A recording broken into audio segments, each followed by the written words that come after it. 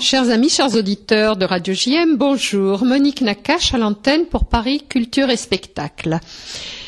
Je dois vous dire que l'émission d'aujourd'hui, qui était programmée autour d'un livre portant sur le Kef, notre ville natale, va être un petit peu modifiée car je me dois de vous préciser que je la dédie à l'élévation de la Neshama de notre père Yaakov Alali, qui niftar, Bachavua chez Avra, donc la semaine dernière, et qui fut inhumé vendredi dernier avant Shabbat.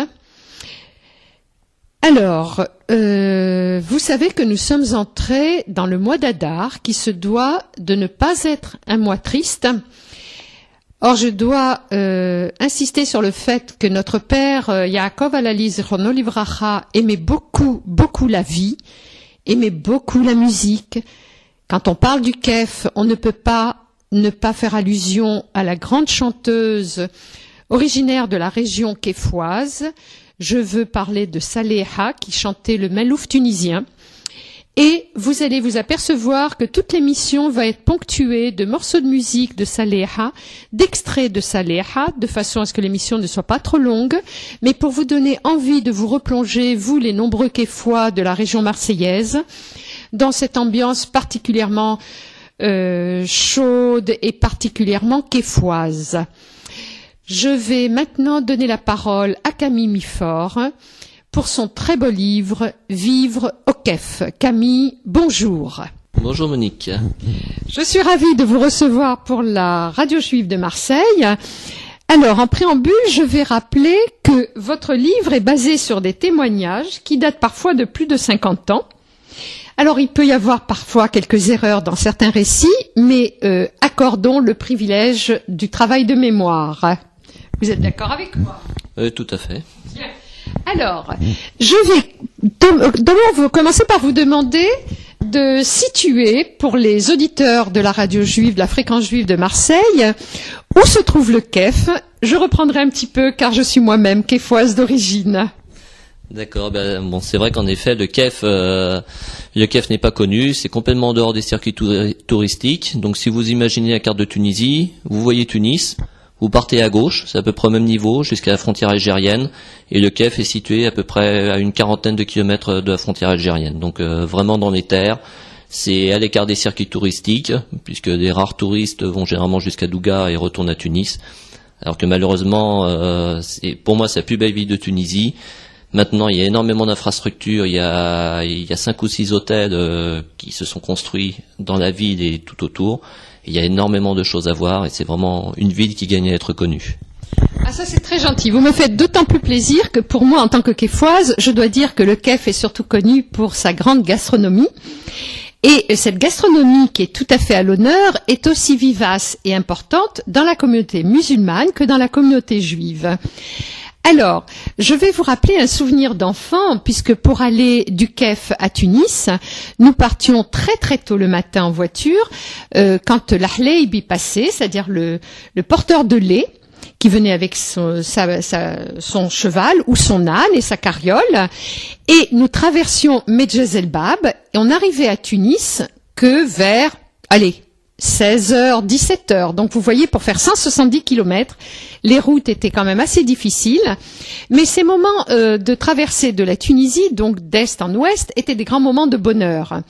Alors pourquoi est-ce que je parle de la gastronomie? C'est que je ne sais pas si vous avez rencontré des gens en Tunisie, des Tunisiens qui vous ont invité à manger des plats typiquement kéfois. Non, malheureusement, on m'a souvent parlé du bosgen, mais personne ne m'en a jamais fait manger, ce que je regrette.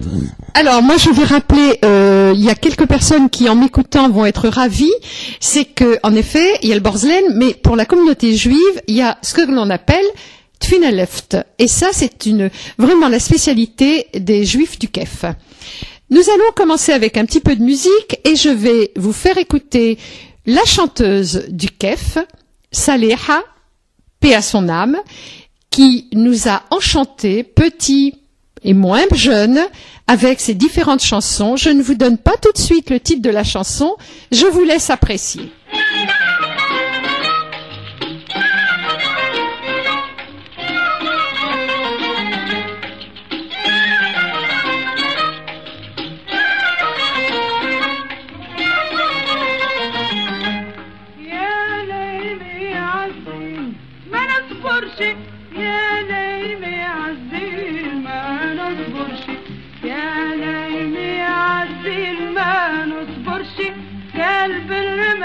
العين ما يتقشي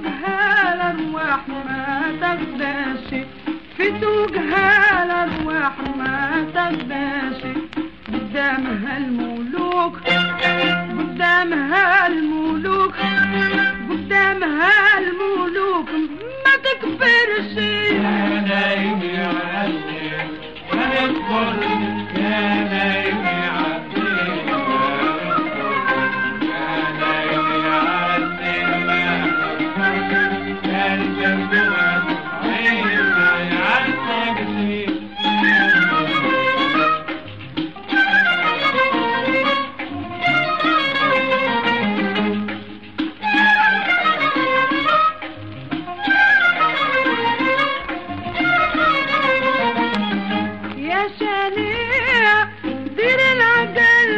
تفهمين عليها يا شانية دير العقل باش تفهمين عليها كم من عزيز يدل بين ايديها كم من عزيز يدل بين ايديها كيف تامروا فوق كيف تامروا فوق كيف تامروا فوق المقابس يمشي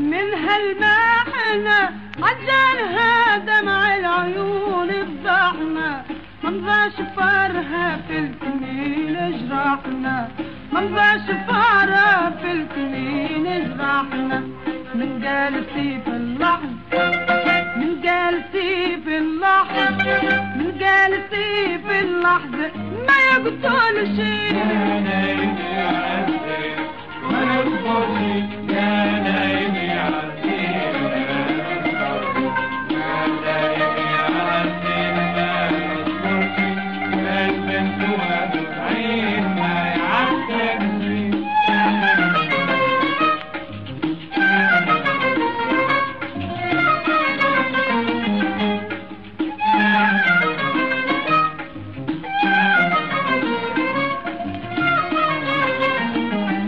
خلي منامي حاولت ننسى الحب زاد غرامي خلي منامي حاولت ننسى الحب زاد غرامي في العشق راضي بعلتي وسقامي في العشق راضي بعلتي وسقامي بريك راه اللوم بريك راه اللوم بريك راه اللوم ما ينفعش يا نايم يا عزيز ما نقدرش يا نايم يا عزيز يا نايم يا عزيز ما نقدرش كان بالجوع والعين ما يعتق شيء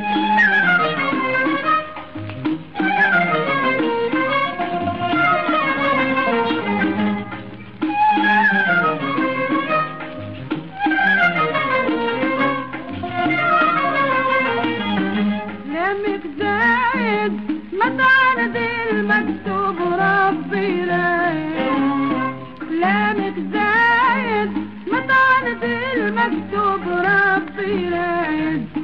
هجر الحبيب يجر كل كاين هجر الحبيب يجر كل كاين والقلب كيف يحب والقلب كيف يحب والقلب كيف يحب ما يسلم شيء.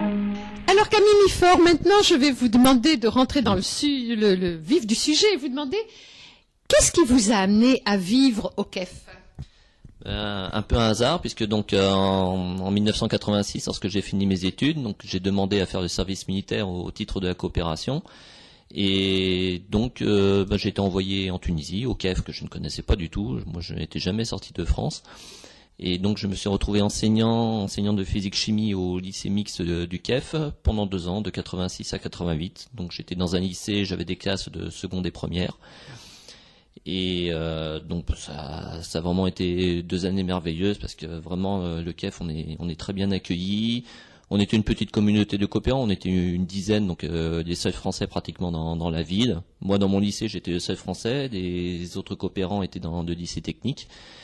Et vraiment on a tout fait pour que mon séjour soit le plus agréable possible. Ça a vraiment été 2 années très très riches. Du point de vue culturel mais du point de vue humain aussi, puisque on change énormément, qu'on n'est jamais sorti de France, qu'on se retrouve face à une culture totalement différente et très riche. On se remet énormément en cause et on change énormément. Alors Camille, pourriez-vous nous parler des différents monuments que vous avez connus au KEF, c'est-à-dire les départager entre la partie nord, la Casbah, la basilique, Sidi Bou Makhlouf, la Médersa, et le sud avec Ras El Ain, avec les citernes romaines. Je vous laisse la parole. Oui, ben justement, ça c'est des tas de choses que j'ai pratiquement découvertes lorsque j'ai fait mes recherches pour écrire ce livre, puisque lorsque j'y étais entre 86 et 88, il n'y avait pratiquement rien à visiter. Donc par exemple, la Casbah venait d'être abandonnée par l'armée tunisienne, donc elle était dans un état lamentable, et donc c'était l'époque où Mohamed Sidi a lancé une grande campagne de restauration pour restaurer cette Casbah, qui maintenant est ouverte au public, mais il y a encore pas grand-chose à voir à l'intérieur. Donc Ras El Ain dont vous parlez, pareil, je ne connaissais pas du tout. Donc l'ancienne source romaine, qui à l'époque elle était interdite d'accès, les grilles étaient fermées. Moi j'avais jamais imaginé qu'il y avait une source à côté. De même, j'ai découvert le lavoir. J'avais jamais vu qu'il y avait un lavoir en contrebas. C'était c'était un genre de jardin public totalement à l'abandon où on trouvait que des moutons et des décharges. Qu'est-ce qu'il y avait également? Sidi Bou Makhlouf, on pouvait déjà le visiter.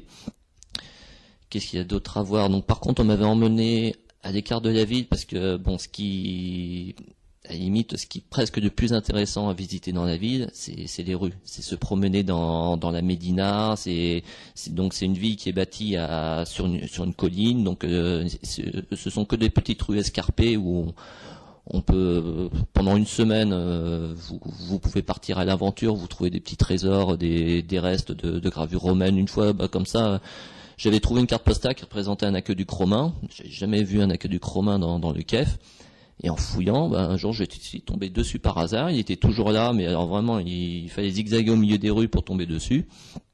Bon, de même, c'est une ville qui a gardé une grande partie de ses remparts, donc dont la plupart ont été restaurés. Donc, il y a vraiment un cachet extraordinaire. Quand vous sortez de la ville, c'est encore magnifique. Il y a encore des vieilles portes piétonnes qui vous font arriver dans un endroit magique, donc où il y a les citernes byzantines. Qui pareil à l'époque, donc en 86, même toujours on peut pas y accéder. D'ailleurs, quand on passe à côté, on voit même pas qu'il y a des citernes byzantines. Rien ne l'indique. Il y a juste un trou dans le sol. Et par contre, dès que vous sortez, dès que vous allez sur Sidi Mansour, donc là par contre, on m'avait emmené. Il y a des gravures rupestres qu'on trouve un peu en dehors de la ville. Et donc surtout, cette ville de KEF est bâtie au pied du Dir, donc un plateau rocheux derrière qui est magnifique. Qui est Vous savez que le mot KEF veut dire le rocher. Le KEF veut dire de rocher, donc qui vient du turc, puisque donc avant cela s'appelait différemment. Donc lorsque même il y a encore plein de trésors à trouver en dehors. Il y a ce Dir qui est un plateau que vous pouvez traverser, donc qui est défendu par des falaises pratiquement, enfin très très très dur à escalader. C'est vraiment ah oui, c'est vraiment un point de défense formidable. Vous continuez, vous le traversez, vous tombez sur des ruines romaines qui sont perdues au milieu de la nature. Il y a comme cela des petits trésors un peu partout à découvrir. Alors, je voudrais faire part d'un souvenir de petite fille. Quand vous parlez des remparts du Kef, sachez que tout le monde se retrouvait à l'époque du Ramadan, tous les soirs, et moi j'y allais avec beaucoup de bonheur, avec mes parents, mes frères et sœurs, pour écouter ce que l'on appelle le Medfa. Le Medfa, c'était le coup de canon qui prévenait de la fin du jeûne de la journée. Alors donc, chers amis, vous allez encore écouter un morceau, une très jolie chanson de Saleha. Là aussi, je vous laisse découvrir.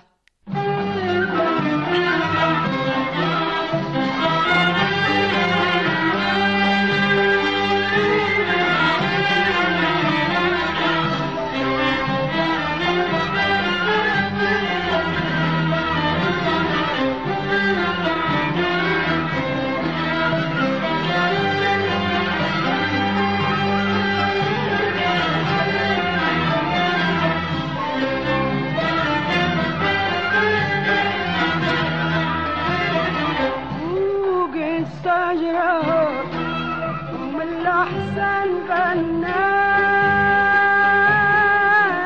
فوق الشجرة أم الأحسن غنات فوق الشجرة سمع صدى منينا علي الجمرة أم الأحسن غنات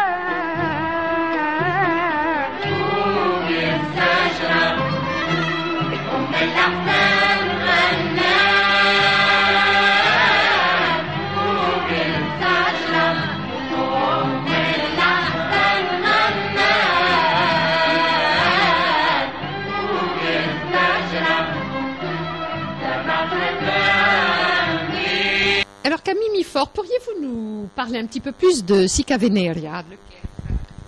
Oui, donc Sica Veneria, donc c'est le nom romain de la ville. Donc qui a fait suite à son ancien nom qui était Cirta. Alors bon, c'est amusant que la chanson précédente nous parle de Constantine, puisque donc il y a une grande polémique historique actuellement entre Constantine et le Kef.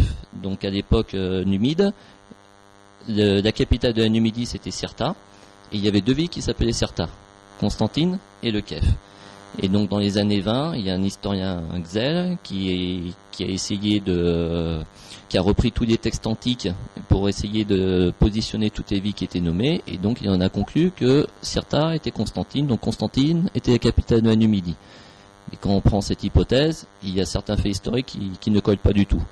En particulier la position de la table de Jugurtha que tous les Kéfois connaissent, qui est mentionnée dans les textes, et qui est indiquée comme étant proche de Cirta.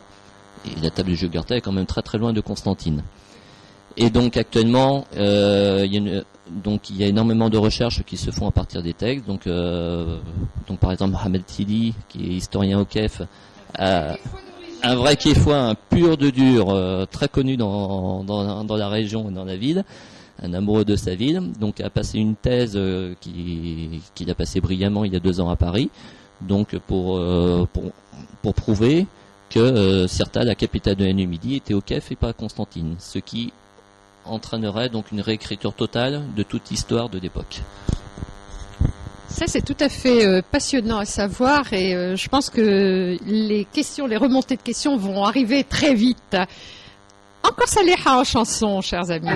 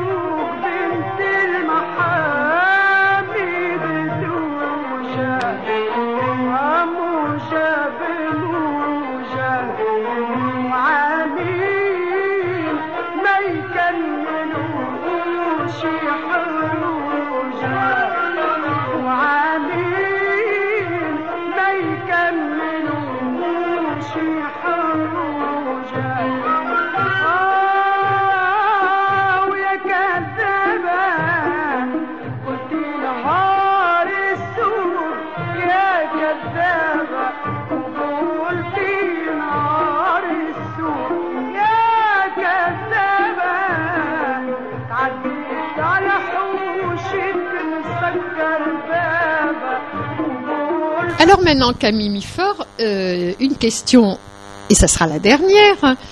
Pourquoi ne pas avoir cité les auteurs des différents textes? Bah, pour plusieurs raisons. Donc bon, déjà ça aurait énormément compliqué parce que le texte, j'ai essayé d'écrire pour qu'il soit facile à lire. Donc il est rédigé de telle manière qu'on a presque l'impression qu'il n'y a qu'une seule personne qui témoigne, alors que la plupart des chapitres, vous avez des chapitres où il y a 3 ou 4 témoignages qui sont mélangés, mais histoire d'essayer de faire un texte homogène. De la même manière, plutôt que dire ben voilà, moi j'ai vécu cela. Bon, parfois j'ai été amené à dire, moi je sais que j'ai vu cela. Donc c'était nécessaire pour en faire un texte qui soit lisible, puisqu'il y a quand même une trentaine de personnes qui ont témoigné. Donc si pour chacune des phrases j'avais dire c'est telle personne qui m'a dit ça, le lecteur n'aurait jamais tenu, ça n'aurait pas été intéressant. Surtout que bon, il y a énormément de souvenirs que beaucoup de personnes ont vécu. Il y a des choses que plusieurs personnes m'ont rappelé, donc il aurait fallu que je mette ben voilà, telle personne ont dit la même chose. On ne s'en sortait pas. Donc bon, ça ne présentait pas trop d'intérêt de ce côté-là. Par contre, il y a certains témoignages où là il fallait que j'indique d'où il venait. Donc par exemple lorsque je parle des massacres de colons, donc là je précise quelle est la personne qui me raconte comment ça s'est passé, parce que bon, sur cette affaire j'ai eu plusieurs témoignages contradictoires. Bon, donc là j'ai eu la chance d'avoir le témoignage de la fille des colons qui ont été tués. Très bien, vous savez, de cet assassinat. Ça a marqué énormément de gens, beaucoup m'en ont parlé, tout le monde se rappelle où il était le jour où il a appris ça. Et d'ailleurs j'ai été frappé parce que dès que dans tous les livres sur la Tunisie que j'ai trouvé, puisque bon, je me suis énormément documenté, j'ai lu tous les livres que j'ai pu trouver sur cette époque, et tout le monde en parle de cette affaire. Pourtant il y a eu d'autres meurtres de colons, mais l'affaire des colons du Kef a vraiment été un choc dans le monde entier, puisque on m'a même dit, un légionnaire qui était en Indochine m'a dit il a entendu à la radio là-bas. Et c'était à l'époque de Dien Bien Phu quand même. Donc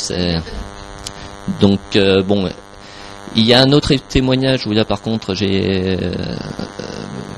été un peu embêté, où j'aurais bien aimé pouvoir indiquer la personne qui avait témoigné. Donc c'est sur toute la partie de ce qui s'est passé pendant la Seconde Guerre mondiale au Kef, donc entre Français et Italiens. Et bon, malheureusement, donc la personne qui a témoigné, qui m'a raconté tout ce qu'elle a vécu, est décédée depuis. Et donc à l'époque, elle ne savait pas, elle hésitait à me donner son accord pour que son nom apparaisse. Et donc après, donc je n'ai pas pu mettre son nom, alors que bon, je pense que j'aurais eu l'accord finalement, mais je pouvais plus parler en son nom. Donc je pense que tous ceux qui liront le texte le reconnaîtront. Les nombreux Quéfois reconnaîtront cette personne.